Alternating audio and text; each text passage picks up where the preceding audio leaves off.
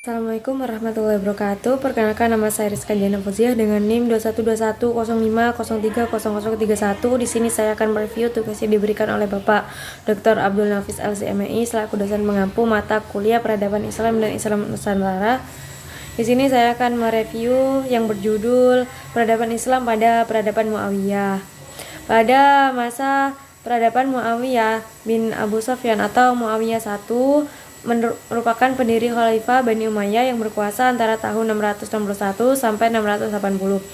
Muawiyah I memulai karir politiknya sebagai gubernur Suriah pada 639 Masehi. Setelah ditunjuk oleh Khalifah Umar bin Khattab, terlepas dari perbedaan tahun kelahirannya, yang pasti Muawiyah adalah anak dari Abu Sufyan bin Harb dan Hindud bin Utbah, dua tokoh Quraisy yang menentang ajaran Nabi Muhammad SAW. Dalam riwayat menyebutkan bahwa Jibril menyuruh Nabi Muhammad mengatakan Muawiyah sebagai juru tulis wahyu karena kejujurannya. Semasa menjadi komandan militer, berbagai peperangan ia lewati dan berhasil menguasai Palestina, Suriah hingga Mesir dari kekuasaan Romawi Timur. Perang Siffin ini diakhiri dengan tahkim atau penyelesaian perkara yang ternyata tidak menyelesaikan masalah, bahkan menimbulkan perpecahan menjadi tiga golongan politik, yaitu Muawiyah, Syiah, dan Khawarij. Setelah Ali terbunuh dan golongan Khawarij, Khulafaur Rasyidin resmi berakhir. Setelah Ali wafat, kepemimpinannya sebenarnya sempat dilanjutkan oleh putranya yaitu Hasan.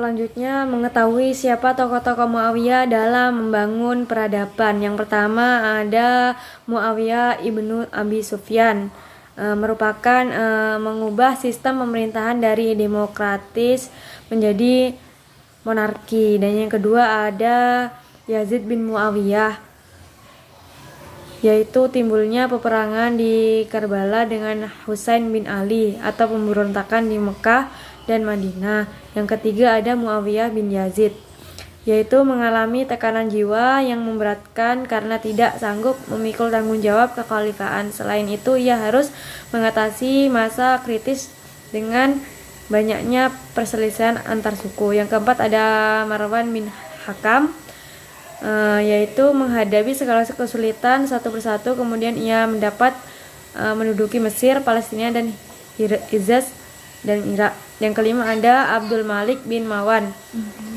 yaitu menggunakan bahasa Arab sebagai bahasa resmi dalam administrasi di seluruh wilayah Bani Umayyah. Yang keenam ada Al-Walid bin Abdul Malik, yaitu menyempurnakan pembangunan gedung-gedung, pabrik-pabrik, dan jalan.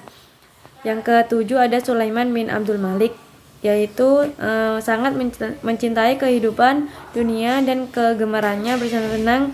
Hal ini mengakibatkan para penjabatnya terpecah belah, begitu pula masyarakatnya. Yang ke-8 ada Umar bin Abdul Aziz, yaitu memerintahkan pengumpulan hadits atau mengadakan perdamaian antara Amaliyah, Syiah, dan Khawarij. Yang ke-9 ada Yazid bin Abdul Malik, yaitu kaum Khawarij kembali menentang pemerintahan karena mereka menganggap Yazid kurang adil dalam memimpin. Yang ke-10 ada Hisham bin Abdul Malik. Hisham adalah seorang penyokong kesenian dan sastra yang tekun. Yang ke-11 ada Al-Walid bin Yazid.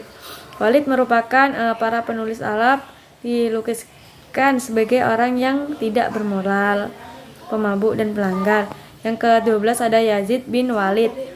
Pemerintahan Yazid bin Walid tidak mendapat dukungan dari rakyat karena perbuatannya.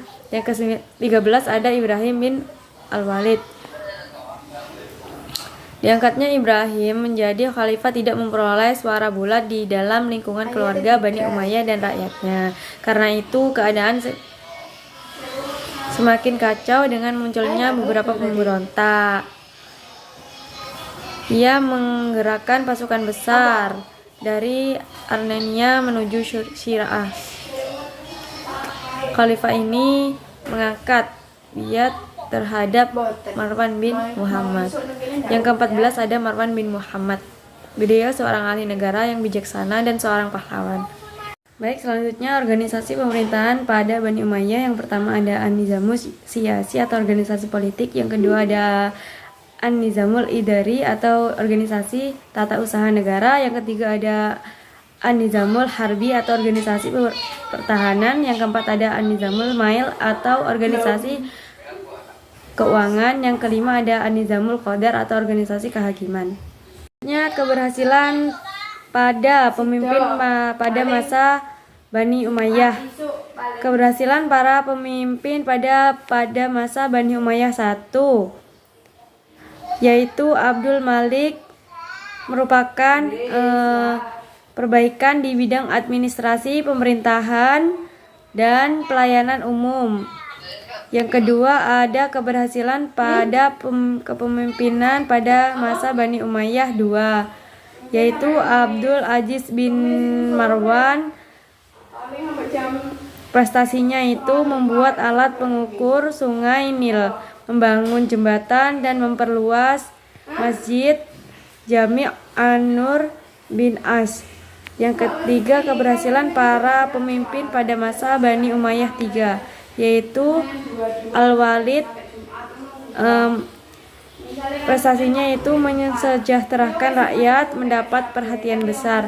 Yang keempat keberhasilan para pemimpin pada masa Bani Umayyah 4, yaitu Umar bin Abdul Aziz, yaitu melakukan pembersihan di kalangan keluarga Bani Umayyah, tanah-tanah dan harta yang pernah diberikan kepada orang tentang dimasukkan ke dalam Baitul Mal.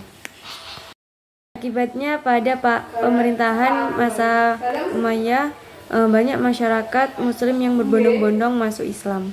Terima kasih. Wassalamualaikum warahmatullahi wabarakatuh.